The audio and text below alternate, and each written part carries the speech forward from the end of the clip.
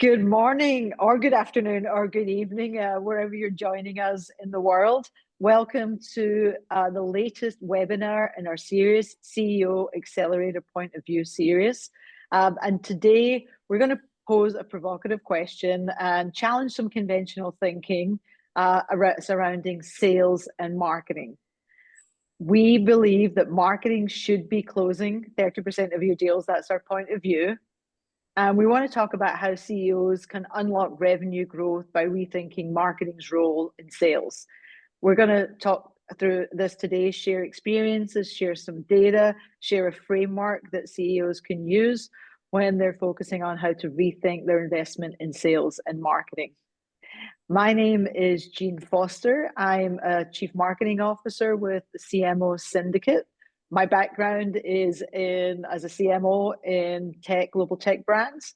I've worked for a number of global brands, and most recently was Chief Marketing Officer of the Consumer Technology Association and CES, the most important and influential trade show on the planet, as we like to say.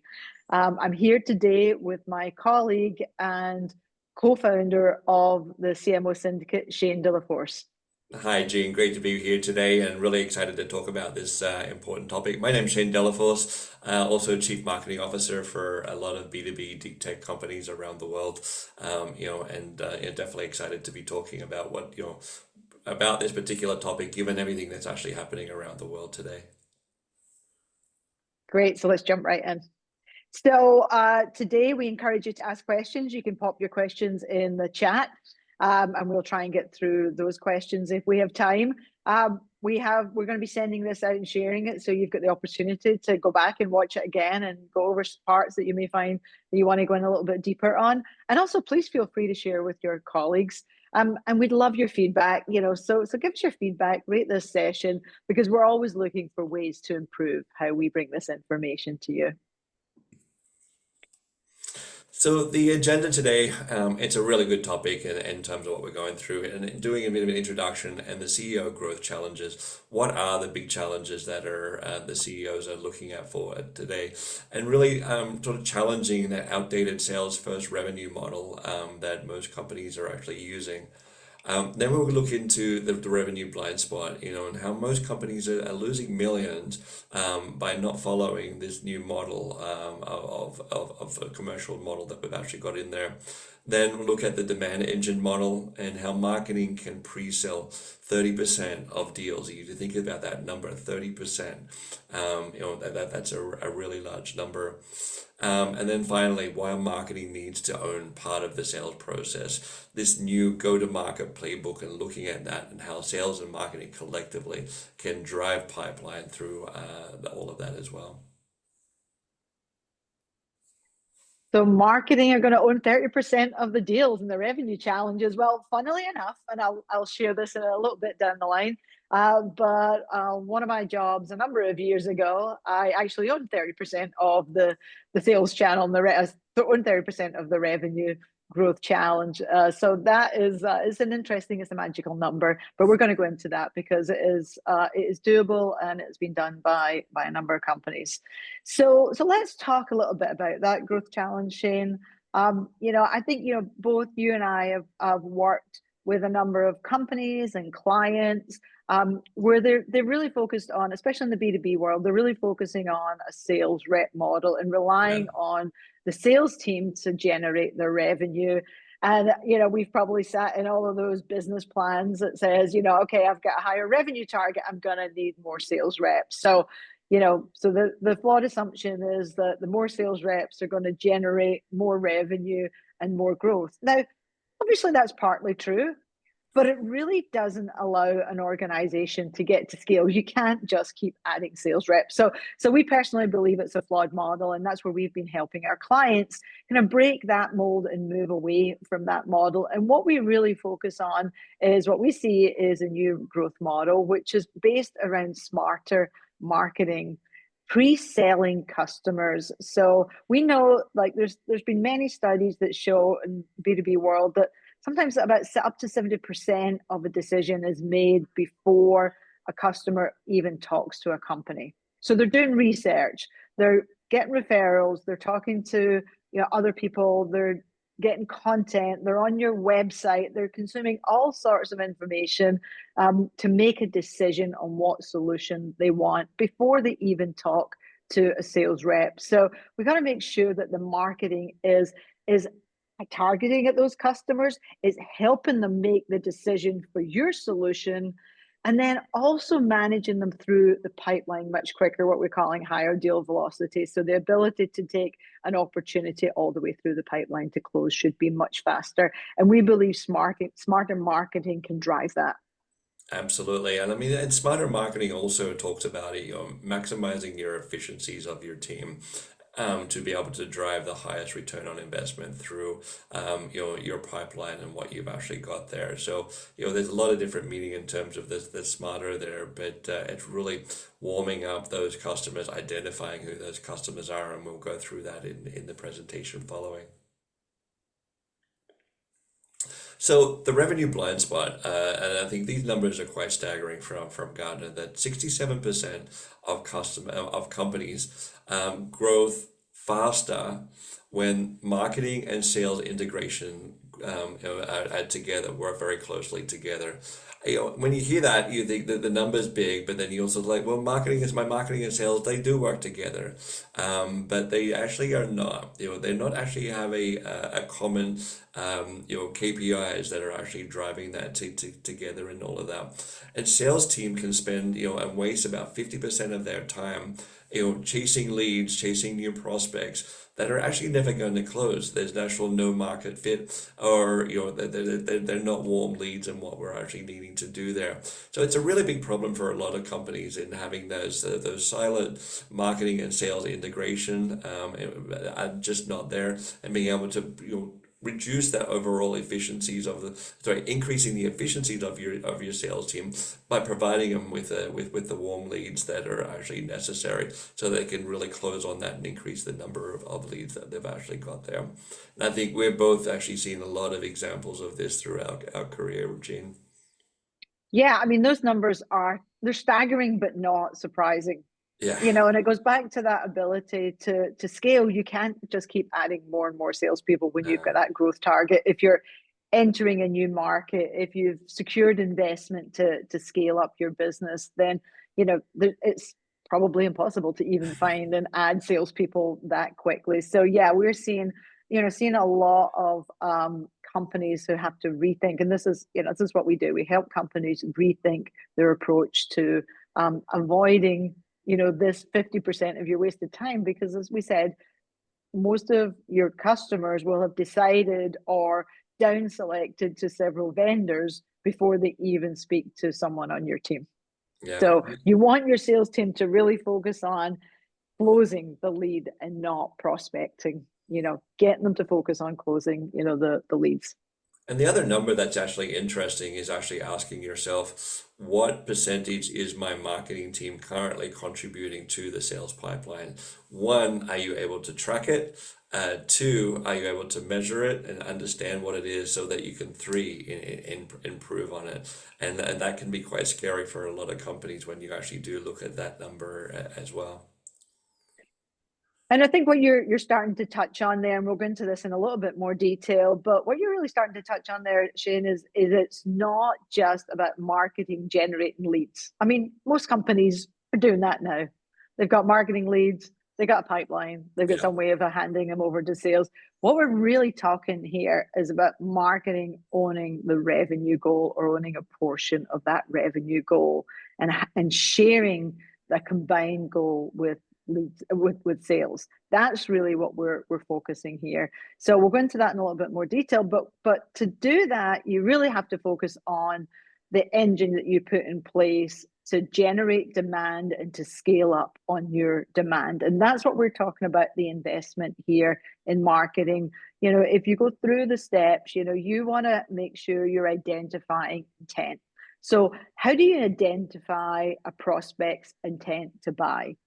There are a lot of tools out there today that are helping companies do that by analyzing activity on your website. You can do it by analyzing how a prospect engages with you. So it's really using all of the marketing data that you have to start to prioritize those buyers that are showing intent, those buyers that are showing an indication that they are interested in your service, and then focusing your effort around those buyers.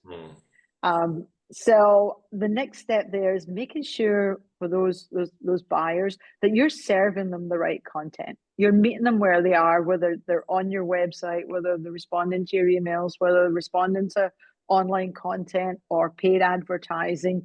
You want to make sure that you're serving them up the right content based on where they are in the sales funnel. And again, you need that data intelligence to do that so you can serve it. And then, we've talked about, we've got other webinars that I encourage everybody to watch on AI and the role of AI in marketing. I mean, AI is, generative AI specifically, is dramatically changing marketing. It has over the past couple of years and will continue to do so. But as you start to pre-qualify those leads, it's now much easier to do that with AI and automation to pre-qualify leads. If you look at any of the large CRM systems, whether you're using Salesforce, whether you're using HubSpot, there's many of them out there. Most of them are starting to embed AI into their analysis so that you can actually start to drive, like you can drive the right content out there, and then actually qualify that data and find that information, qualify those leads. And Shayne, I know you've been doing a lot of work and research in this area. Yeah, absolutely. And I think the other big part of that is actually the time frame. So by identifying the intent data, it gives you not just the who, it also tells you the when, and when you can actually modify your content strategy to the right people at the right time. So timing is critical in all of these elements in terms of identifying it. When do they actually need it, providing them with the right content strategy, and then working through that qualification process. And ultimately, as a business, we're trying to do this faster, and a higher quality as possible. And that's where AI, really comes into its own. It's allowing us to actually pre-qualify a lot of that big data that's actually coming through from our demand engine, as part of that, and understanding, who are the people we need to really spend the time on and prioritize right now. You got your different levels of priority, segments. But then, what is it that we actually need to be actually having and providing to them, and when? So don't forget, we need to definitely have that when part of it as well from a timing factor.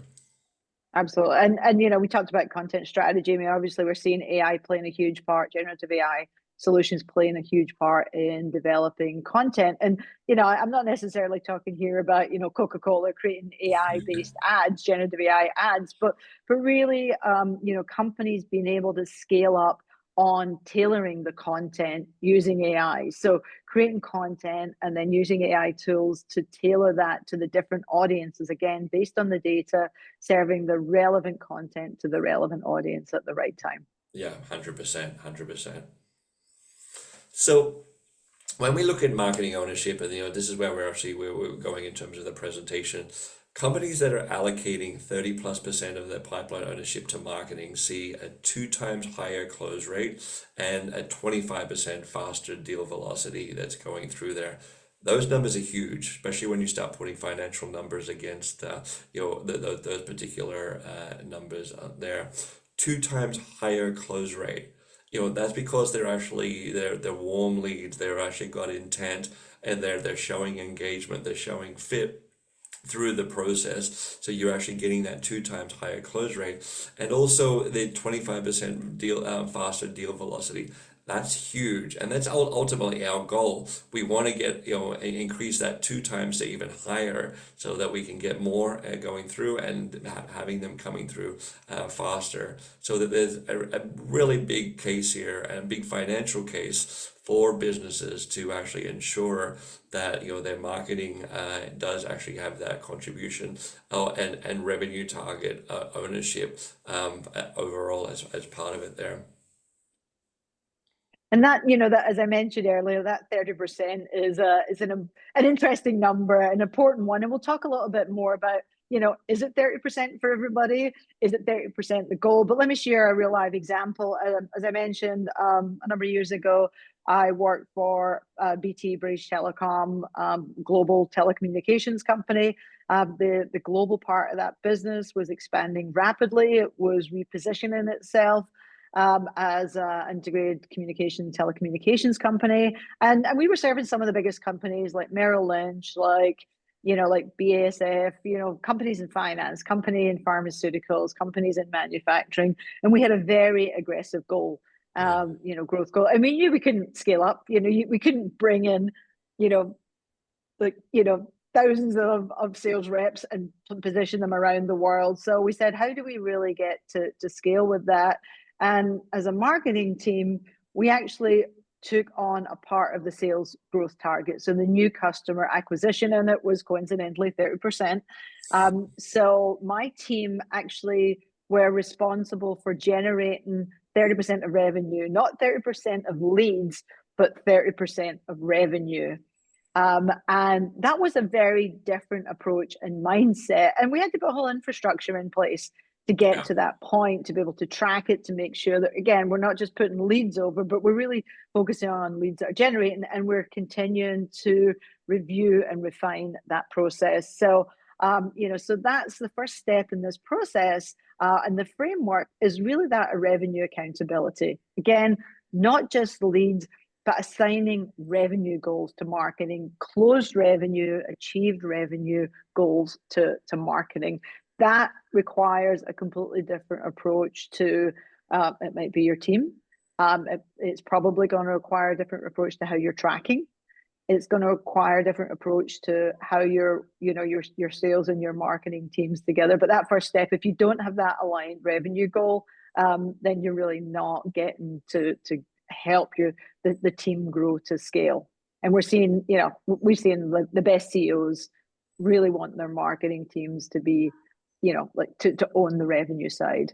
And then you have to align the metrics between sales and marketing. You can't be working off a different set of metrics. I mean, you and I have probably Yeah. both worked in We've all been there. environments Yeah. where, yeah, marketing's like, hey, look at all these great leads that I'm All these generating, and vanity metrics. and then the sales go, this doesn't work for me. This is not a proper lead. I'm not going to do anything Yeah. with it. So they're working on they're claiming success in different areas. But really, what we got to do is align that metrics, align those metrics, standardize the pipeline, put the right tools in place to track it, so that you're actually speaking the same language and you're following those leads all the way through, and you can measure. You can identify and see what's closing, and as a result, how big the pipeline needs to be to get to those results. Yeah.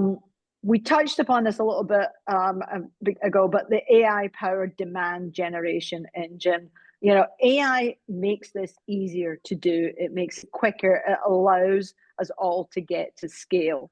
We could do the predictive analytics, we could prioritize before, but AI really allows us to scale up on that with data and identifying and prioritizing those hot prospects and accelerating them through the pipeline.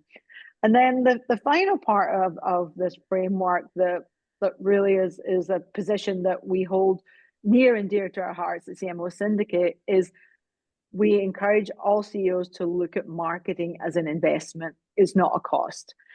So many times in my career, I've sat down, with the CFO in troubling times, and obviously we're in a challenging time at the moment, with CEOs, wondering if we're about to head into recession. The first thing you do is you look at cutting your disposable spend and expenditure, and marketing typically goes into that bucket of disposable expenditure. And that is really because the business itself typically hasn't been able to track ROI. Yeah. There's a lot of talk about marketing activity, but they're not tracking ROI. So, but if you're actually able and have implemented measurable ROI, then you're really starting to be able to treat marketing as an investment and not just as a cost.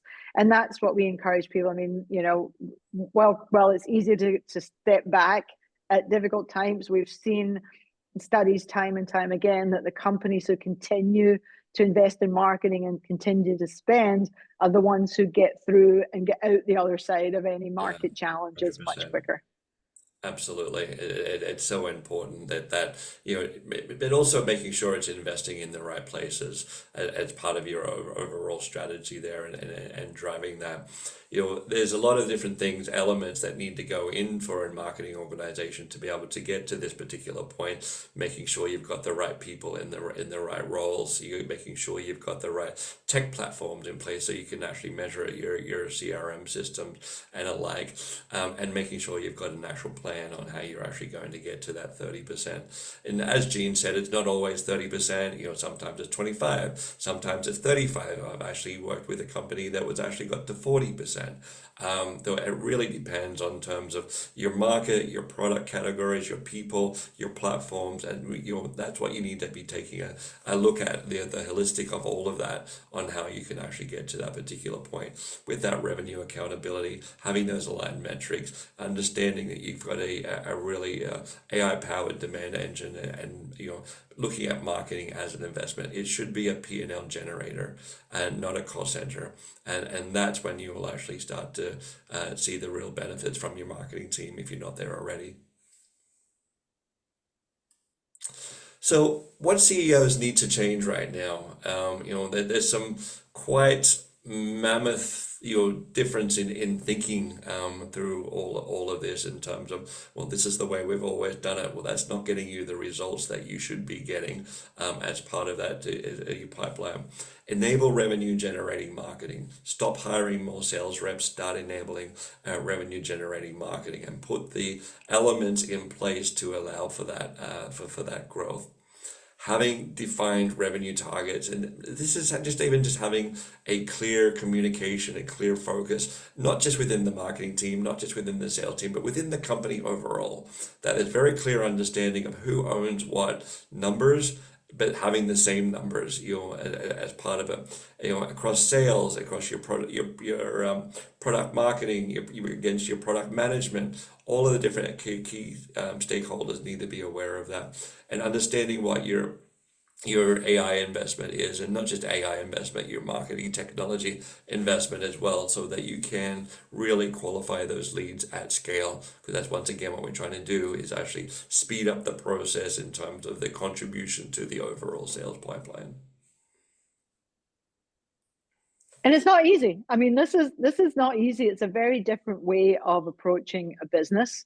As Shayne said, from maybe a traditional sales-driven approach, it requires changes in sales, it requires changes in marketing, it requires changes, across the business on how they're tracking. And that's really the approach that we take with our clients, is really starting to help them think through how they make that transition. So we'll sit down with our clients and we'll talk about the challenges, on sales and marketing alignment. And you can bet that every one of our CMOs has seen this in their life, in their career, Yeah. in different organizations. Most of these challenges are not unique to any one organization. They're pretty similar, with sales and marketing saying, they just don't work together. Marketing doesn't give us leads, and marketing team seems saying, I'm generating these leads and sales are not doing with them. I mean, I've been in this conversation so many times. So we like to work with our clients to really focus on addressing those challenges, understanding and addressing those, so that we can start to tailor. We want to find out where you will see inefficiencies in your own current pipeline. Is it, your sales velocity? Is it too slow to get deals through the pipeline? Are you losing too many deals, as you work through? So we can help you with that. And then really focusing on, we've talked about this, shifting roles. How do you make that change to ensure your marketers are really focusing on revenue and revenue acceleration? And this again is really focusing on, whether, do you have the right team? Do you have the right skill set? Do you have to bring in new skill set? Do you have to train your team? Have you got the right data? Do you know where your data is? And are you really leveraging your data? Do you have the right tech stack and right systems to do this? And then starting to look at the execution. So the approach that we take with our clients is really starting to step them through that process to evaluate where they are on that journey, to help them get to that ability to scale by investing in marketing. And that's what we're really talking about here. It's not just growing revenue, but really scaling. That's where the benefit comes when you take a company to scale.